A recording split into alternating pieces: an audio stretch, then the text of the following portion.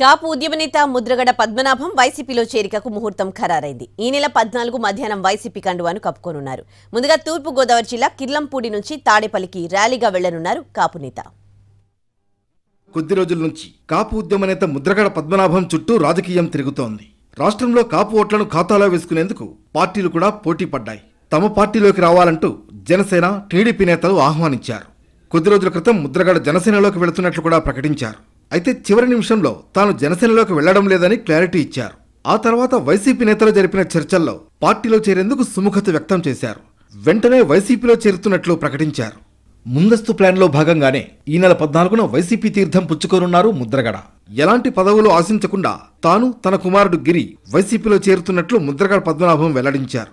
Mudragada చేరికపై YCP కూడా ఇటీవల ఉమ్మడి గోదావరి జిల్లాల కోఆర్డినేటర్లతో చర్చలు జరిపింది. వైసీపీలో చేరేందుకు కిర్లంపూడి నుంచి తాడేపల్లికి ర్యాలీగా వెళ్లనున్నట్లు కాపు ఉద్యమ నేత ముద్రగడ పద్మనాభం ప్రకటించారు. ఉదయం 8 గంటలకు ర్యాలీగా బయలుదేరుతారు ముద్రగడ.